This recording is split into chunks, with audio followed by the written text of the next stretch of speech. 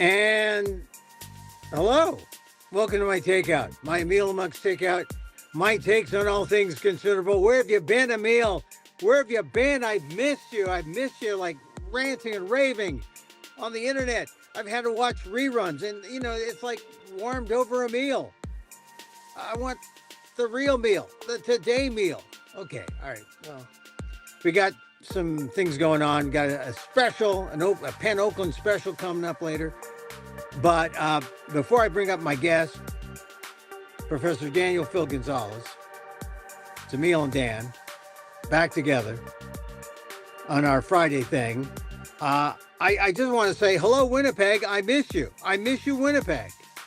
Now, how many people could say, yeah, Winnipeg's all right? Well, it is. In fact, it is all right. There are more Filipinos as a percentage in Winnipeg than there are in all of Canada, more than Toronto.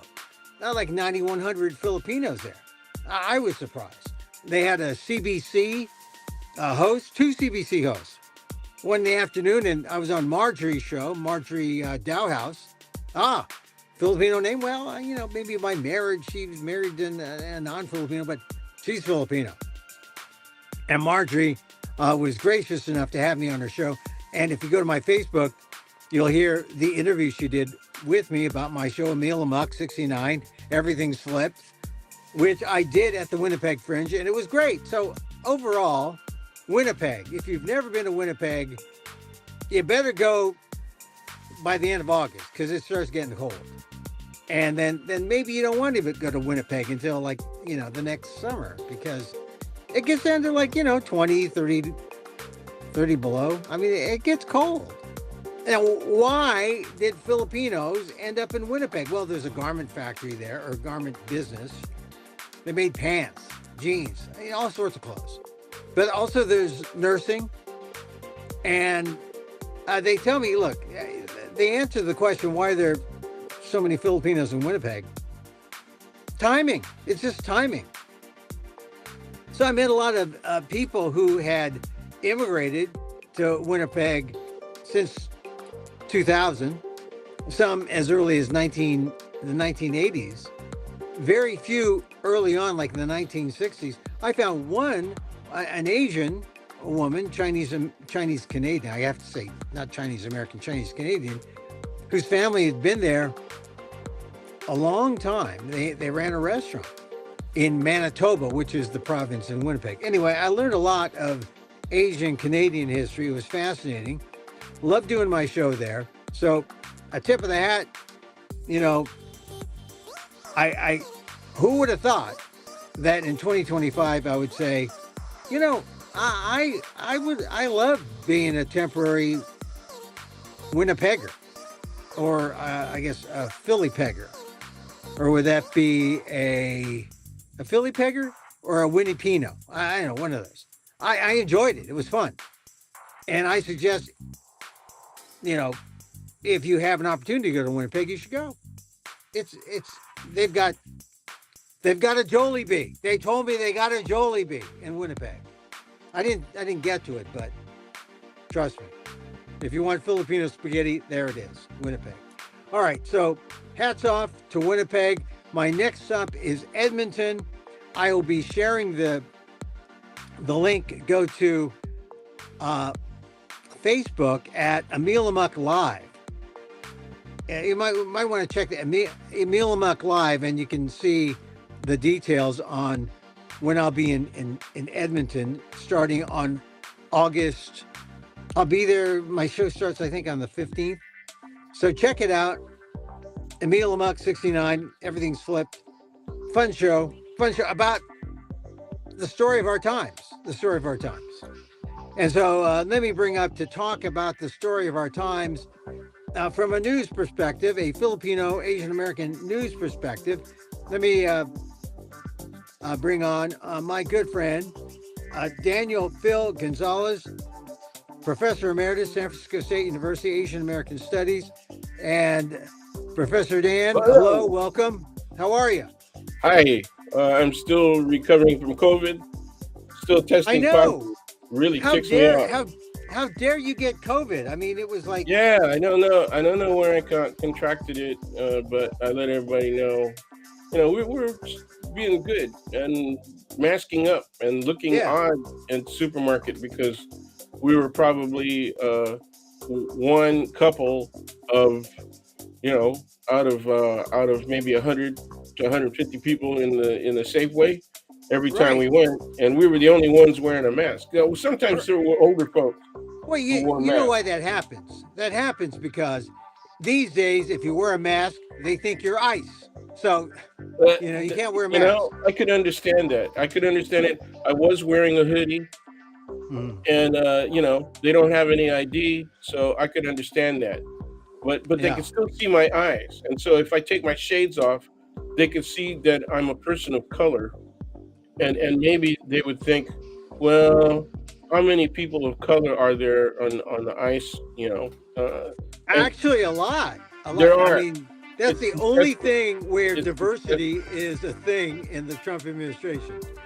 I'll tell ICE. you. Well, it's a job. It's a Yeah. job, and people, especially for veterans, right? They need work.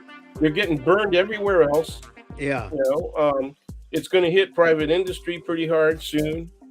Yeah. Um, They're giving people bonuses right now. You know, that big, beautiful bill gave something 50K or like, something. Yeah, they gave 11 billion yeah, for yeah, ICE to ramp up to yeah. be kind of almost like the FBI is for the bad guys and ICE is for the good guys who they want to deem bad guys.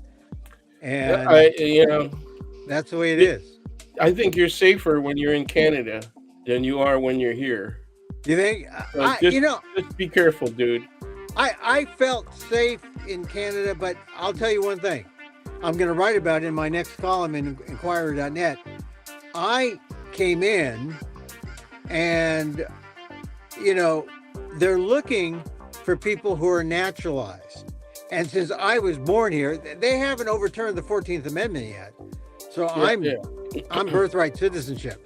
Well, However, they can't however, overturn the amendment. They can't overturn the amendment, but they can redefine, right, uh, what it means to be all persons.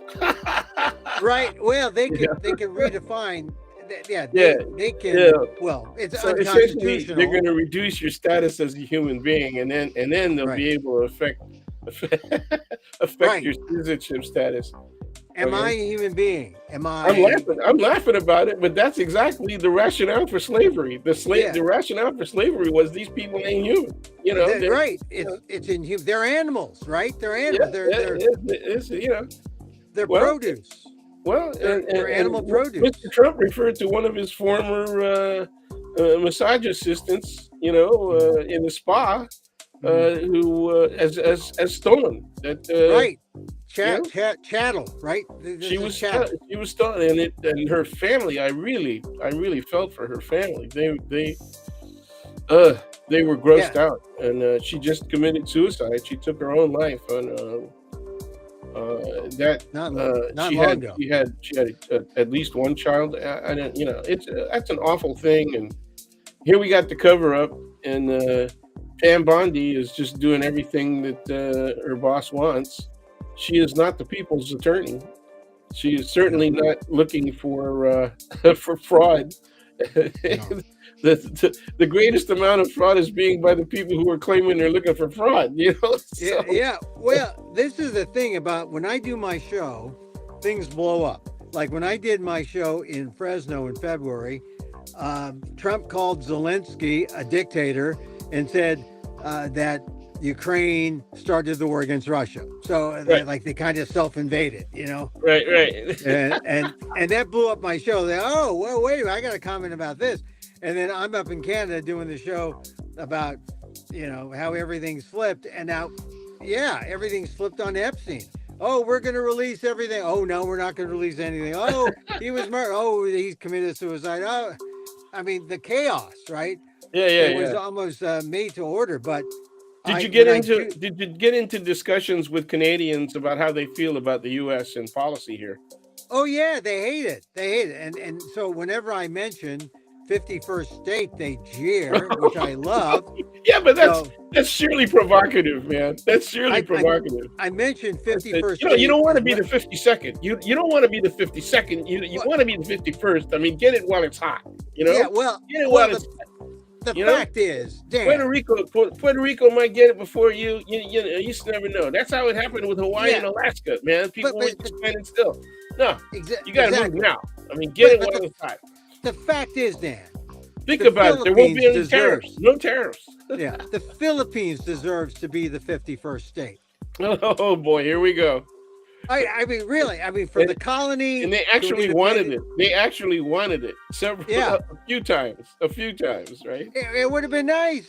The Pinoy's 51st state. Yeah, but I think maybe Yeah, that ship is I sailed. would rather. Who was it? Carlos P. Romano. I would rather we be governed. No, I don't know if it was Carlos P. But it was, Was it it was somebody from Romo? around that area. I'd rather be governed, like hell by Filipinos than like heaven by the Americans. Holy moly! Was that Romulo? Did he say that? I can't remember. We will have to consult with Alex Fabros. He has a Yeah. Well, that would be that's a great line. I mean, I just know that the Canadians were happy to not be the United States. They were also very open to someone like myself. They said, "Look, you don't have to go back. You can stay here." And yeah. I have to admit, I was afraid because I know, if you're naturalized, you could be redefined by Trump. But I was born here, so I don't think I had any problem. I asked a friend who's white, who came to Canada before a couple weeks before, and then came back. I said, "Do you have any trouble?" And he said, "No, but that's because I look American, and you, Emil, do not." So maybe he was unclear. And so I was kind of a little concerned, but then I saw that I essentially flew through customs and through all the questions. They just asked me, "Let me see your papers." I showed them the passport. The passport's real, and that's it. I Sure. came through, and so I was very happy about that because I said, "How is Dan, if he has COVID, going to help me if I get stopped?" And not that I thought Dan's going to help me, but I thought maybe. Well, no, I got some connections, but you got some connections too. You could get a border lawyer. I can call. I got legal Zoom. You gotta have that. You gotta have lawyers, man. You gotta have lawyers on your phone, Yeah. right away. Hey, so Dan, Canada, ICE. Okay, one thing. Are we in a fascist state? Are we in a fascist state yet? You have asked me that. Well, the last time we had a conversation a lot like that, the question was, are we in a police state? And I said, for many populations, we have always been in a police state. Okay. You can ask First Nation people, if we're in a police state. You can ask, and many of them will say yes, many will say no. Okay.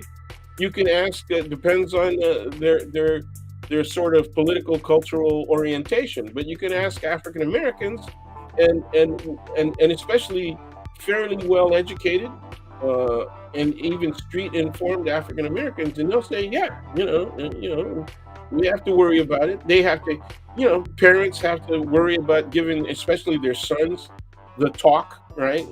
Yeah. And the talk is how you're supposed to behave if you are confronted. Hands up.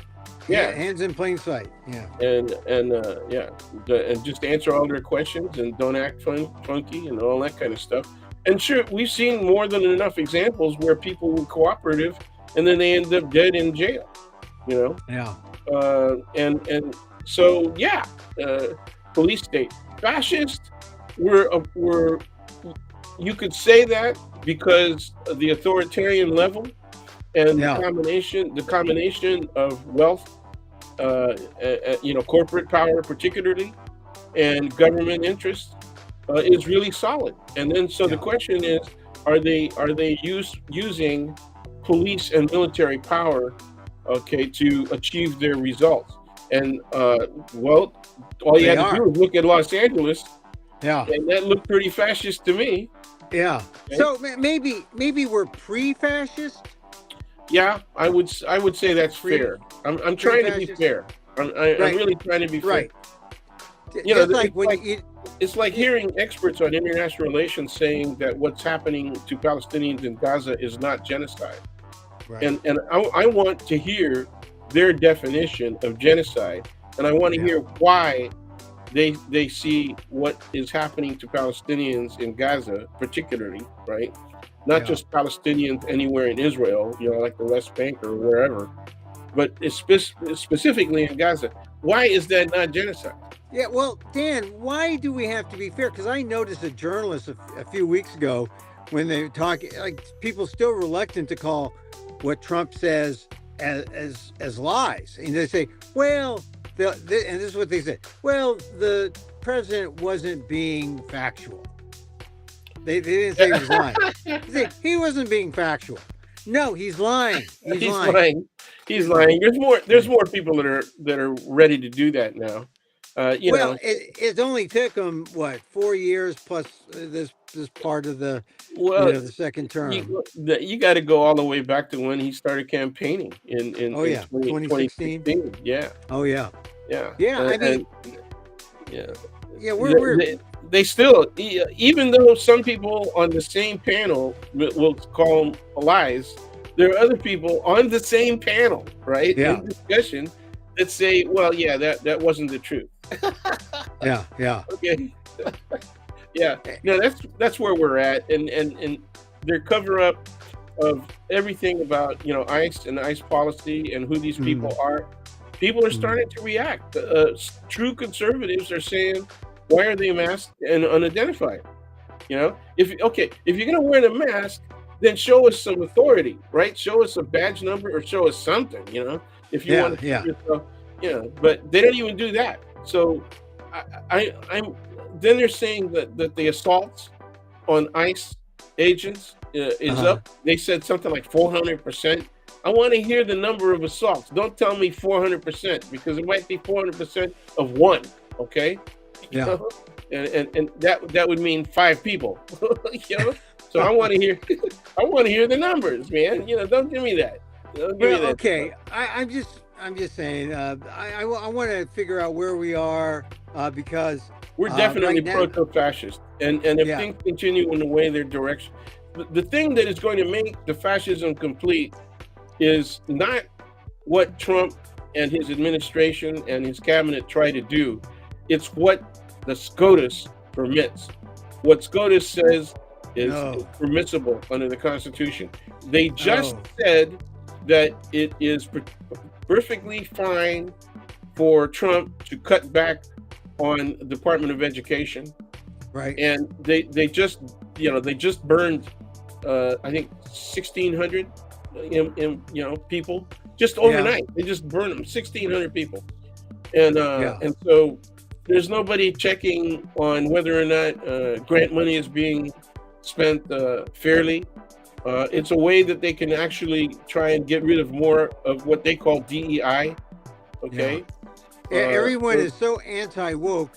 When I was in Canada, I was saying, they always, the right always feared that America would become a third world nation. And I said, well, America sort of is becoming more like the Philippines every day.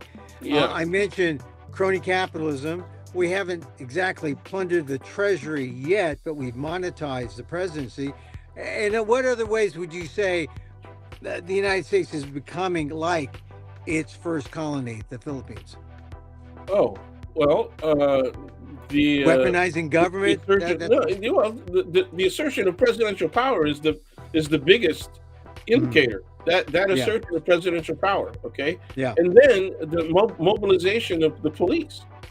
yeah, Everywhere from the local level all the way up to the use of the National Guard, the improper unconstitutional use of the National Guard, the and the improper Marines. unconstitutional deployment of Marines, Yeah. right?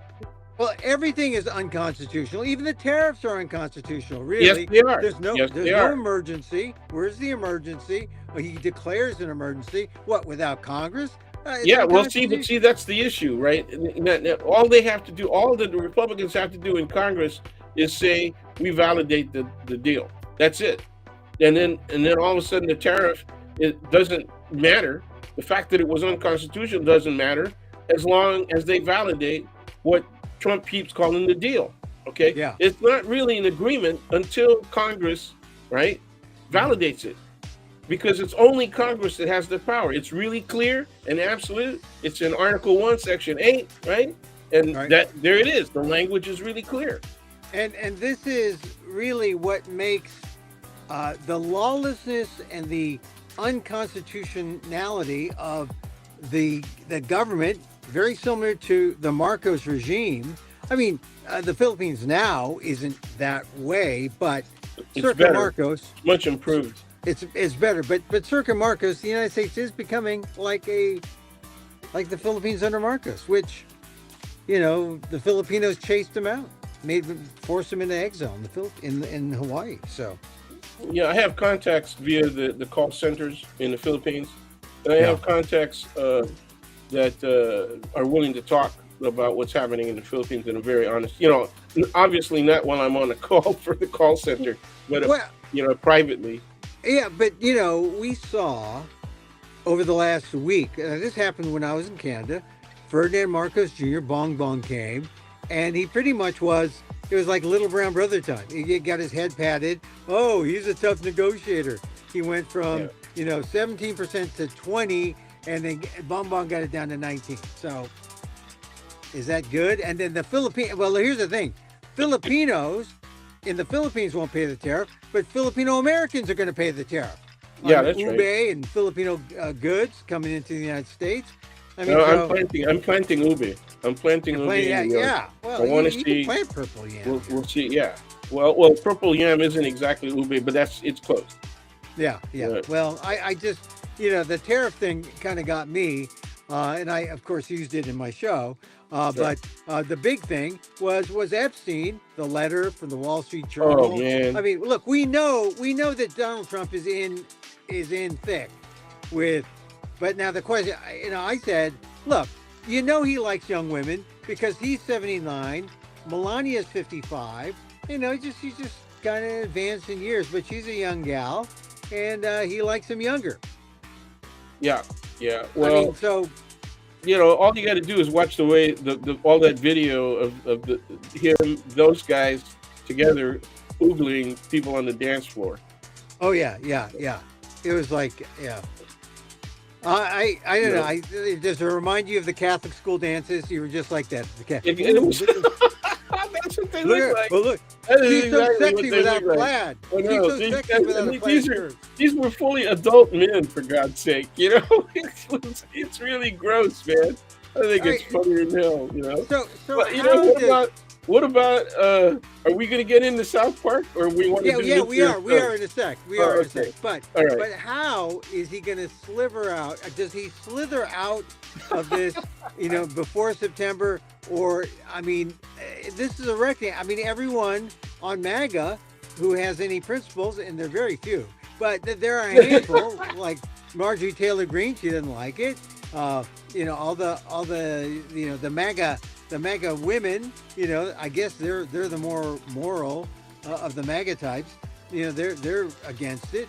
So does he survive this and get out of it, or Of course, is of this course, the he hill he survives. dies on?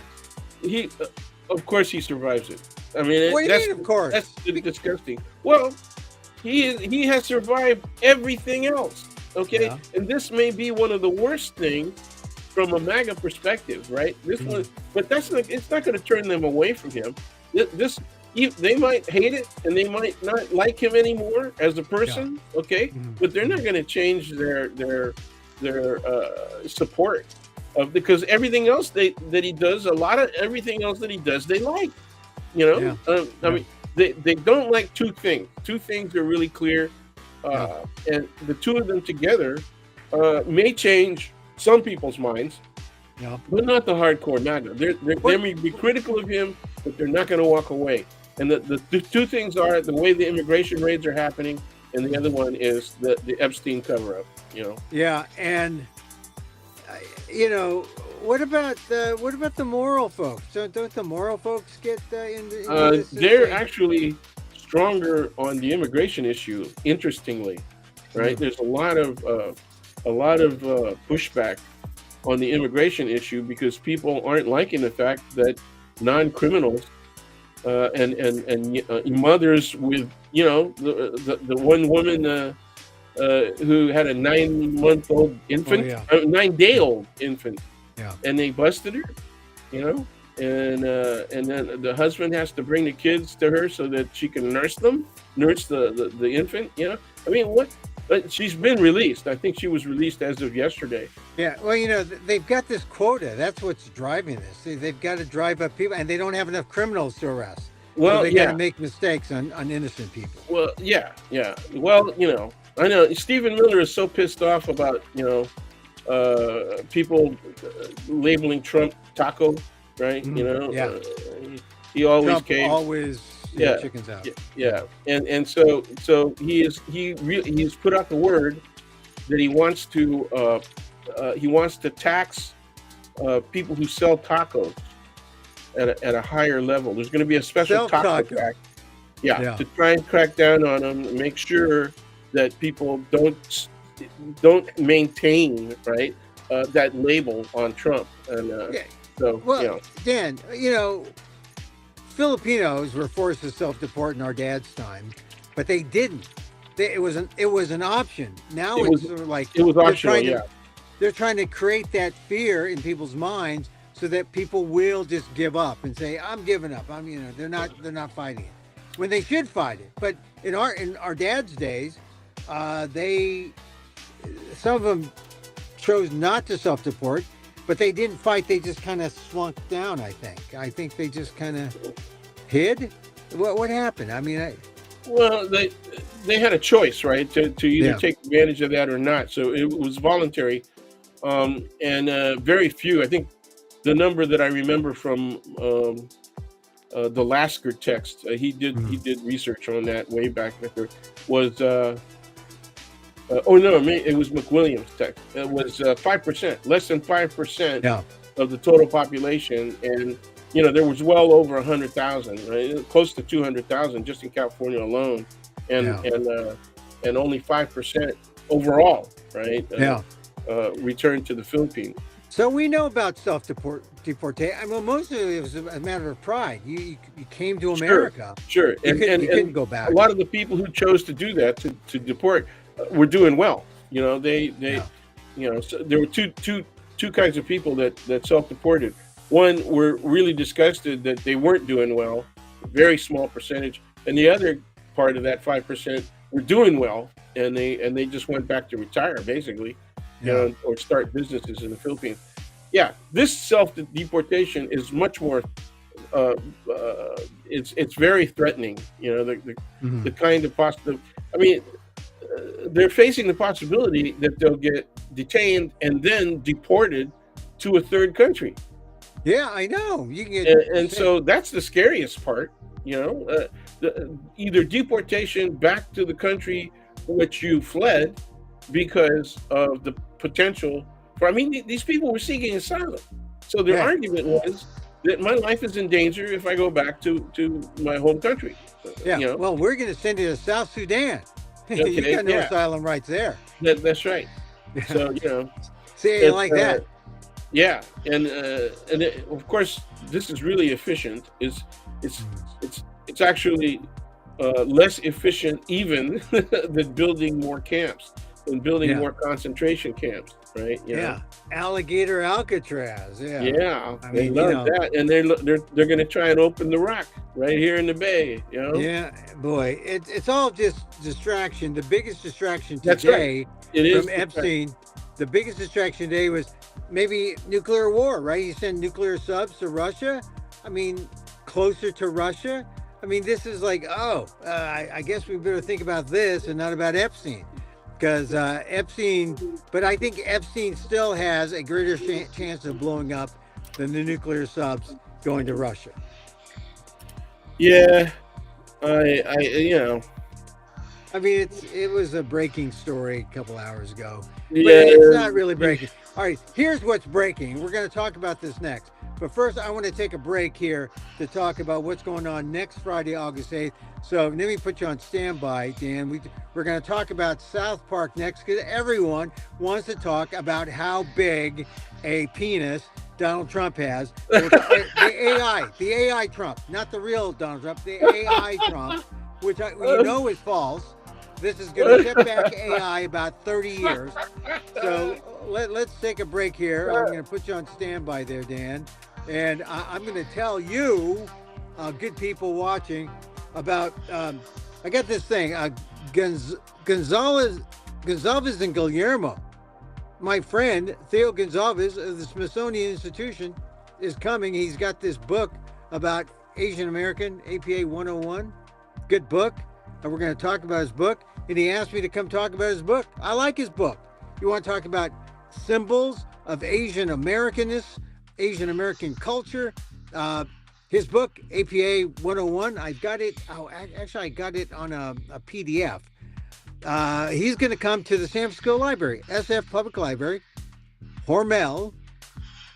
I guess that's where the hams go. I don't know. Hormel, LGBTQIA Center, 3rd floor, 100 Larkin Street, San Francisco, 94102. Call 415-557-4400. And you can email philam@sfpl.org. So one night only at 4:30 p.m. I guess that's night for older people. One night only. Theo and I getting together after we lived together, Theo and I, in Hawaii when I was working there in Hawaii as an editorial board member of the big newspaper there in Honolulu. But Friday, August 8th, 2025, Theo and I getting together. He said, come talk about my book. I said, okay, sure, I'll come talk about your book. And they billed it as Gonzalez and Guillermo, which I'm flattered. But Theo, good friend, has this great book, APA 101 images that capture the heart and the soul of the Asian American community, as curated by Gonzalez, who is one of the head guys at the Asian American wing of the Smithsonian at San Francisco Public Library, Hormel, LGBTQIA Center, 3rd floor. That's at 100 Larkin Street, 4:30 p.m. Come one, come all. There's your phone number to call, 415-557-4400, or go to philam@sfpl.org. Me and Theo. That'd be fun. All right, now let's bring on Professor Dan. Hey, Professor Dan. Hey, I lost myself. Yeah, where are you? I know. What happened to me? All right, now here we are. Oh, no. What? I don't know what happened. You're gone. Oh, Okay, there. here we There. go. There we go. Hey, so this is honest God truth. First time I met Theo, 2005 in Hawaii. And he said, oh, I'm here, Emil. Go here. My professor, Daniel Phil Gonzalez, I was at San Francisco State. He speaks the world of it. I just want you to know. Yeah, it's really rather unfortunate that some of my former students actually believe the hype. Okay. Yeah. Of what? Of you? Your hype or yeah. History? I mean, they didn't realize I was just I was doing what you do on stage. I was doing that in real life. I was just putting on a persona. Yeah. It has nothing to do with how I am in reality. Yes. Well, he was very respectful and very honored to have been your student. And when I met him, actually, it was at the 100th anniversary of the Cicada. Right. Hawaii, right? Which was quite a celebration for Hawaii. And I just arrived in Honolulu. So, frankly... He is obviously, he was one of my best students ever in my entire life. So, we're still relatively close. We keep in contact. He was also part of a cadre of students that was just really outstanding. Yeah. Oh yeah. Oh, you froze. You froze. Unfreeze. Unfreeze. Unfreeze, Dan.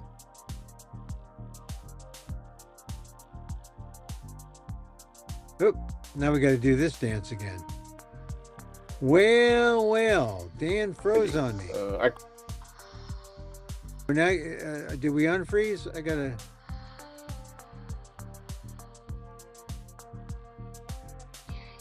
Oh, there I am. Now let's Dan's here. Oh, there he is. Are you there? Dan, you froze. Yeah, you're gonna have to come back in. Okay, here he is. There you go. All right, there we go. All right. Yeah. He was among the. It was a cadre of people that I called the Magnificent Seven that were just outstanding. Among them, for example, I'm sure he'll come to town for this event next week. But Dean Graffilo, who was the chief of staff for at least three members of the assembly that I recall, and he was also chief of staff for Rob Bonta when Bonta was on the assembly as well. So there are several people. Some are writers, poets. One's a budding comedian, Deborah Belale, who's building a rep here in the Bay Area and around the country. Hey, while you're talking about that, I wanted to jump into this idea about. Oh, now I forgot. Oh, Bonta. Yeah. Kamala Harris says she's not running for governor, and does that leave an opening for Bonta, or people are leaning to the current lieutenant governor now? Yeah, I think he's still seen as junior. I think he's definitely capable. I do too. I just think that. Yeah. Yeah, it's the way that you got to look at Democratic Party, right, and the way they rank people and all that. But it's certainly possible, and it kind of depends on what the two senators want to do. But nobody's up for that. When is the election for governors? When is the next election for governor? Not sure, but I think they're gonna go through a primary, of course. Yeah, that's right. And then the top, go against each other. I think it's I don't know, but the Republicans are probably weakest. There's a number of strong Democrats, including Becerra wants to be governor, and he's not getting the nod from Pelosi. The lieutenant governor is, and then there's Villaraigosa. So who knows? Who knows what's going to happen? All right. So I just thought I'd mention that. Now let's go to the topic we've all wanted to talk about. When I was in Canada, South Park, story busted open. Trump says, they're just trying to get attention, or his spokesperson said that. But suddenly it's okay to make fun of Trump. And this is from Paramount, the owners of South Park. Yeah. They just paid South Park like $15 or $150 billion. I mean, it's a lot of money. 150 billion? I mean, I can't. Maybe it's 50. I can't believe they pay that. It might be 15 billion. But whatever it is, there's no way it's 150 billion, man. I mean, it's South Park. Maybe. Well, it's for like royalties and residuals. Maybe it was 15. It was in the Atlantic story today. Atlantic, South Park. I mean, it was just an astonishing amount of money, and so it's 1.5 billion. 1.5 billion. Okay, you're right. Yeah. Not 15. 1.5 billion for 50 new episodes and the streaming rights. And they just fired Colbert for, financial reasons. Colbert might have been a little headier than South Park, but why is it okay for South Park to throw, the slings and arrows at Trump and not Colbert. I think first of all, yeah, South Park is not you know okay. I don't know if it's about Colbert going off because he was so obviously critical of Trump. I think a lot of that also had to do with the cost, and late night is not the moneymaker that it was Right. during the Carson era or even the Letterman era or whatever. Right. So I'm kind of surprised though, because Colbert, his ratings were really strong, relatively speaking. So I think it was a combination of both of those things. Now South Park, they take really crazy digs, right? And it's so over the top that they figure it's okay. It's especially it's a cartoon. It's a cartoon. Oh yeah, it's a cartoon. That's it. But also, it was an AI vision of Trump nude with his member, his male member, and his male member. Is that what that was? Yeah, his male member, and his male member talked. His male member talked. So I mean, in some ways, it was classic satire. It was right out of Emperor Has No Clothes, right? Well, yeah, quite literally. Literally, no clothes. And then they had him sleeping with the devil. Here was Mr. Dealmaker. That's right. Essentially making the deal with the devil, another classic. And the devil not being in the mood. The devil, the devil being completely resistant. He was just not having it. And why don't you go bug J.D. Vance? I thought the little details, like Trump, the cartoon character fingering the devil's elbow, in an erogenous way, Yeah. It was funny. It was a hoot, and this is the kind of satire. It was super crude. I mean, we would have gotten kicked out of school if we did that cartoon. Here's the thing. In 2018. There was a big New York Times article that said, a big op-ed written by a guy who wrote for Spy Magazine, did some satire earlier, said, this is not the time for Trump jokes. This is real. I mean, it was very sobering, but it kind of led opinion. People saying, yeah, we've had enough Trump jokes, no more Trump jokes. And there was kind of like, an agreement. Oh, we're not going to go after Trump.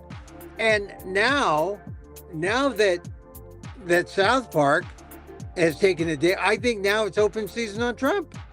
Yeah, I hope so. I really hope so. Because this is exactly the kind of thing that's going to drive the guy crazy. This is exactly the kind of thing that's going to drive him right over the edge. Yes. That's why we're hearing nothing about it. Have you heard anything about it? Has there been any kind of reaction from White House spokespeople? Right? Oh yeah. They say that this is some kind of old, tired franchise, South Park, trying to get attention, right? And that's what they say. And they say, oh well, I think Caroline Levitt probably said, oh no, I've seen Trump's penis. It's much bigger.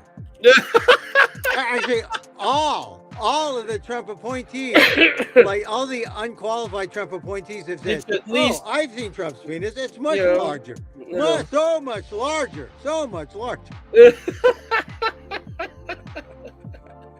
I mean, of course. We're Trump loyals. What he lacks in length, he makes up for in girth. That's it.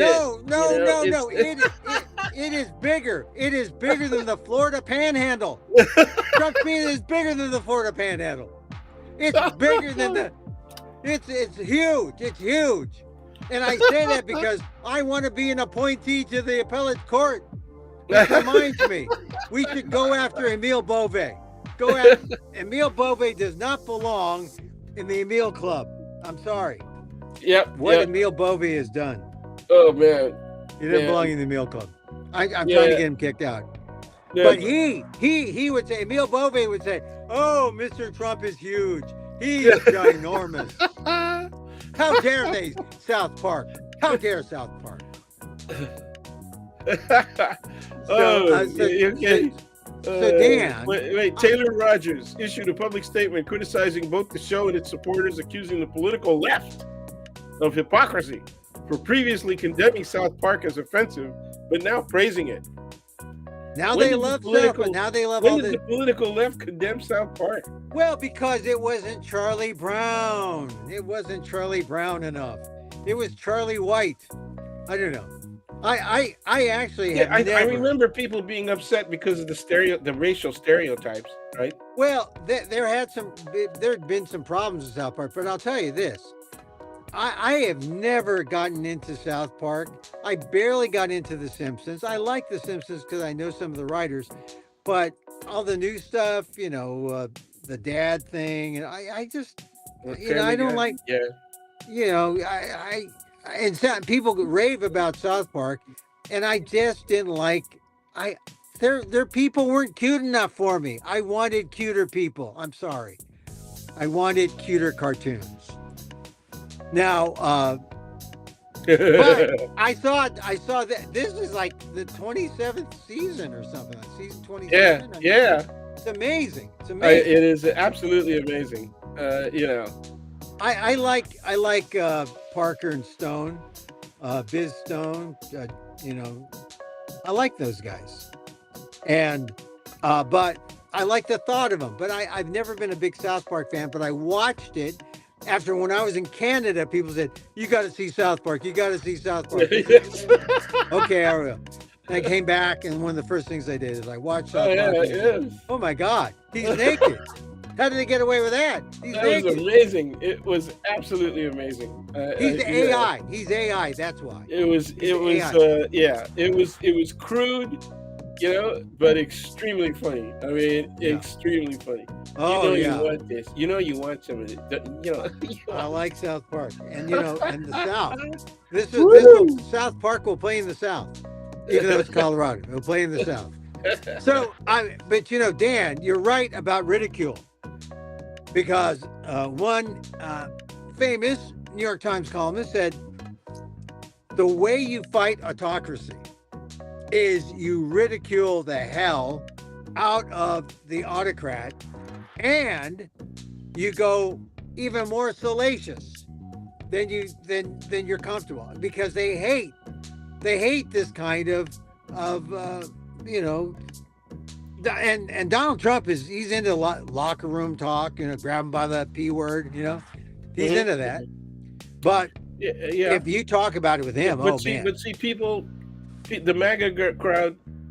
Remember when he said that, and it got, obviously it was played like 2 or 3 years at least after he had actually made that statement, maybe longer than that after. Oh yeah. Okay.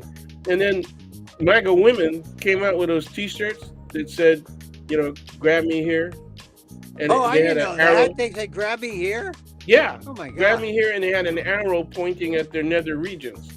This is women now. This is MAGA women saying that. So the MAGA women. You got to understand. Unbelievable. You got to, they accept the culture. I mean, when he said that stuff, people were saying, "Oh well, that's just locker room talking. Boys will be boys." This is Republican women, MAGA women, right? Right? These are the same people who were the Tea Partiers that had Obama lynched, right? Yeah. In cartoons.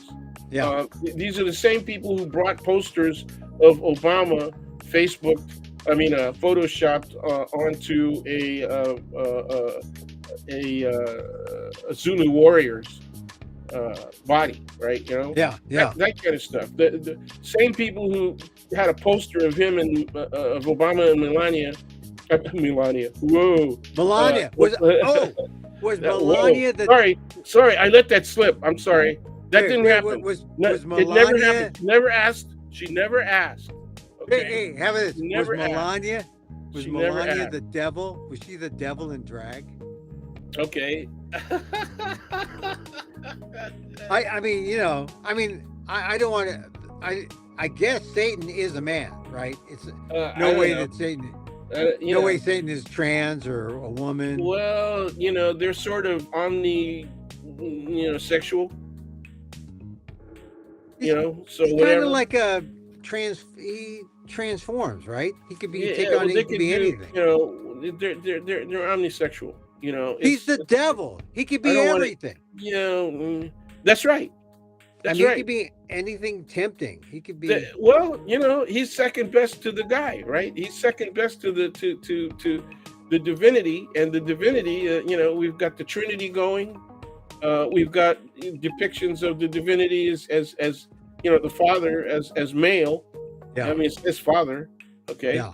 But at the same time, there are philosophers who say, God is genderless. I mean, what's gender got to do with divinity? Right. That's why he wears those flowing gowns, so that he can he can transition. Hey, here's something we should talk about, because South Park does go after the fact that Paramount gave in. Oh yeah, They offered up Colbert. They offered, and the whole thing is about how South Park, as a community, was being sued by Trump itself, and then they end up settling and say, "Oh, it's not so bad." Trump sues everybody. This is what you got to worry about, because he's deal making with everybody, suing everybody. He'll sue he'll sue Harvard. He'll sue the law firms. He'll sue everybody and get money, extract money out of everybody. Yep. Everybody. Yep. And so he's going to do this to anyone. Well, how about the lawsuits against him, though, and against his administration? Well, that's the thing. I mean, you got money. Yeah. Well, that's one of the attacks that the Democrats are taking now, right? Not just the states, the certain states' attorney generals, including Rob Bonta, are attacking, but now there are people in Congress who are saying that certain committees and stuff actually have the ability to sue. But see, all of this stuff is going to go, guess where? Supreme Court. That's right. And they just said that it's okay for Trump to follow up on all of those cuts to the Department of Education, and that now they're talking, and that this time it was about employees. Yeah. And then there's the whole issue of rescission, right? There were congressional commitments, bipartisan commitments for funding for several of the agencies, federal agencies, and now they're saying we can take all that back, okay, including research funding on health issues, on health sciences, to the major universities. So what are they doing? Do they really want to punish higher education that badly just because they believe that people are being woked? They want to legitimize the ultra powers of one man. Well, and SCOTUS is playing. SCOTUS is playing.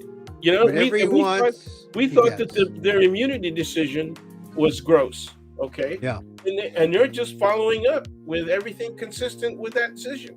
Well, this is why you just have to watch the South Park episode again and again and again.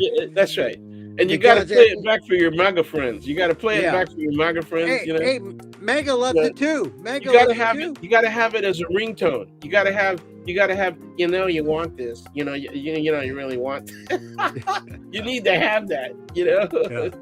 All right, Dan. All right. So in our time remaining, economy. We need to talk about. Well, we can talk about the economy. Bad numbers today. Fewer jobs. Things are expensive. Way fewer jobs. The scariest part was the quote adjustment to the June, and the May and the June. Yeah. I mean, it went from something like 100 something thousand down to 14,000. What? What?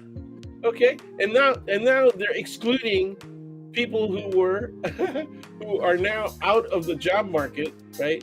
Who were undocumented.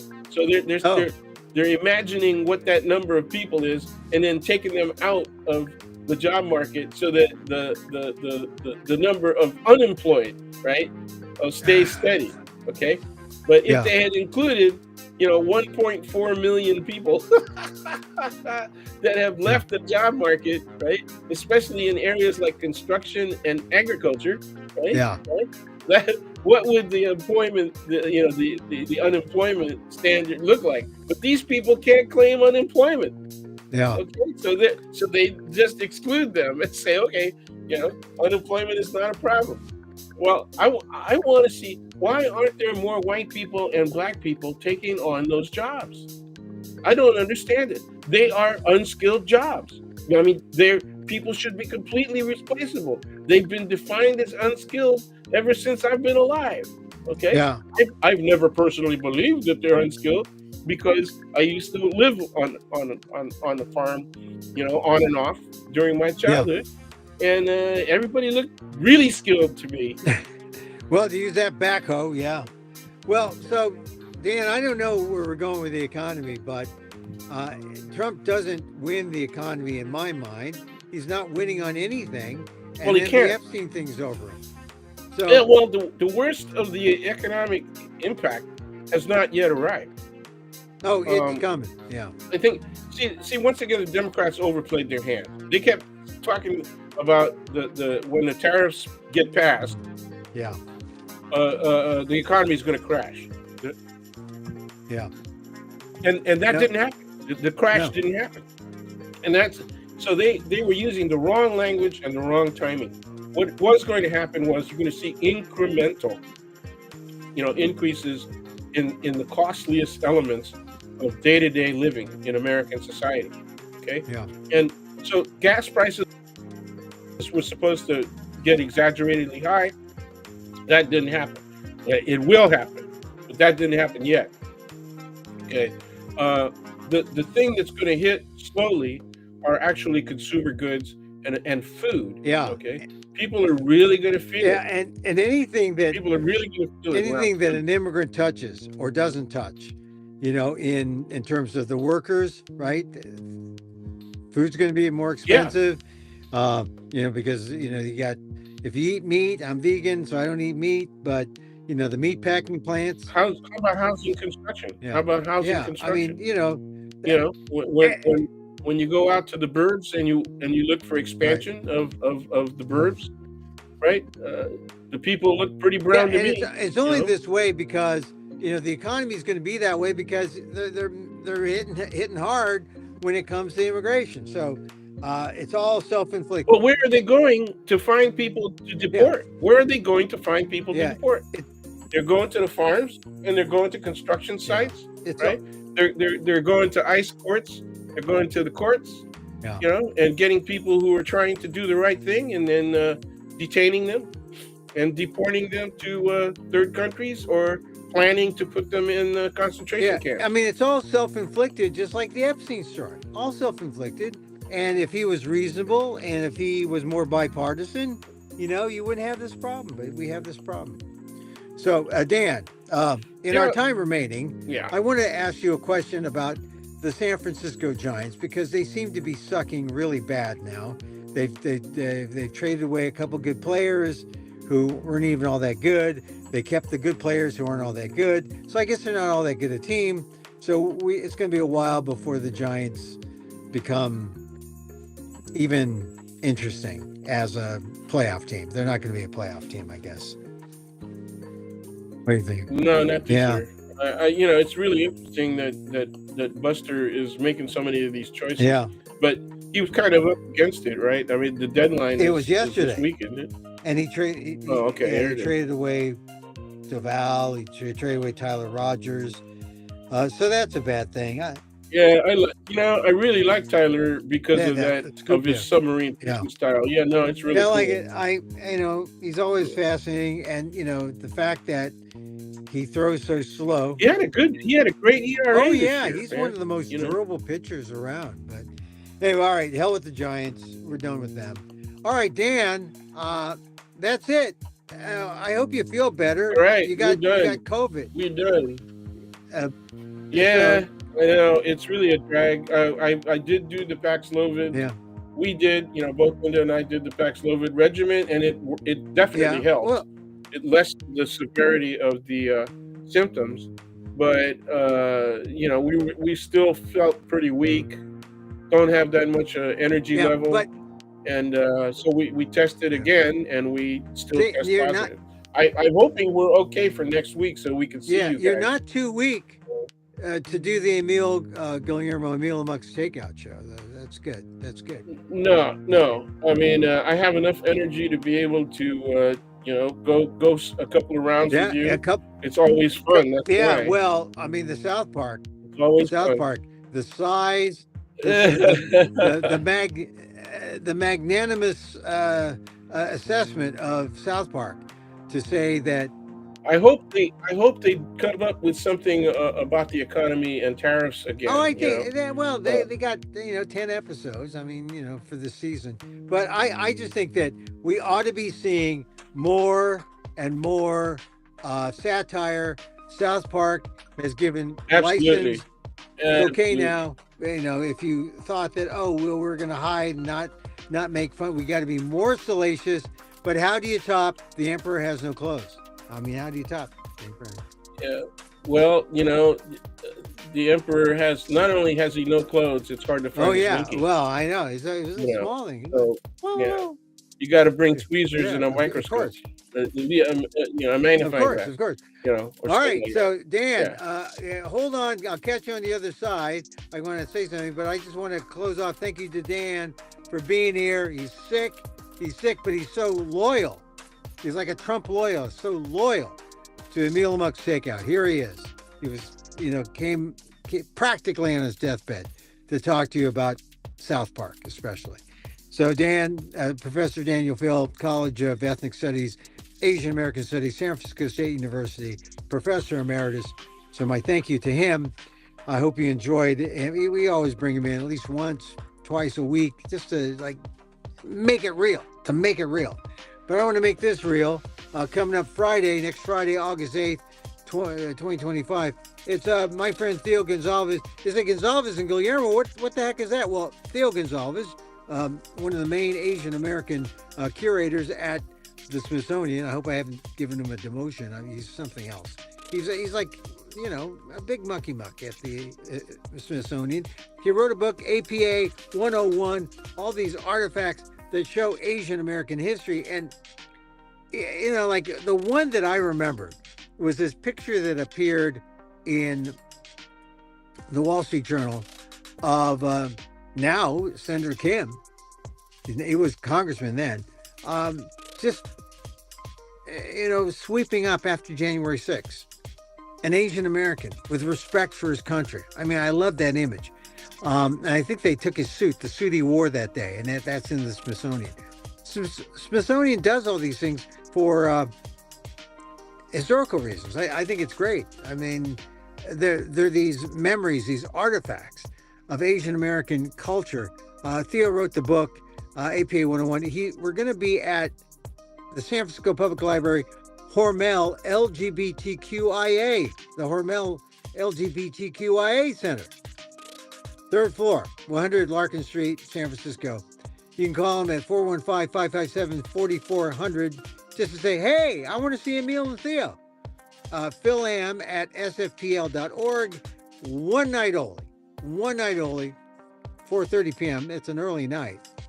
We can still make it to Denny's for the senior special. No.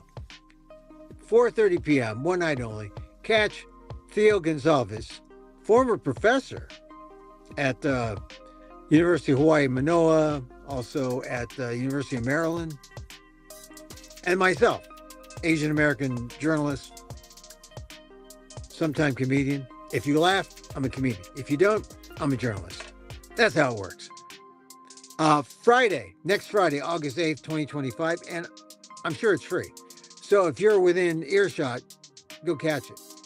SF Public Library, 3rd floor, 4:30 p.m., August 8th, 2025. And that's it. My first show in a few days because I was in Canada. Like I said, I love Winnipeg. I'm going to Edmonton. I love Edmonton. Each time I come back, so I do a big W. I found out, big W. I go from Winnipeg, back to the Bay Area, Edmonton, back to the Bay Area, Vancouver, back to the Bay Area. So it's my summer of Canada, my summer of Canadian love. I love Canada in the summertime. In the winter, a little bit. Anyway, we like to end our show with a little loving kindness. It's all about love. It's all about love. You know that. And so, as I wish for me, I wish for you. May you be safe. May you be happy. May you be healthy.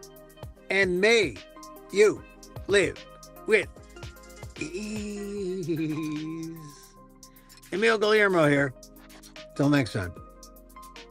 Watch this weekend. We'll be replaying Dan and also Ishmael Reed. Talk to Ishmael Reed, the Oakland Pen podcast. I'll be alternating. Catch it. Don't miss it. Till next time. Mahal.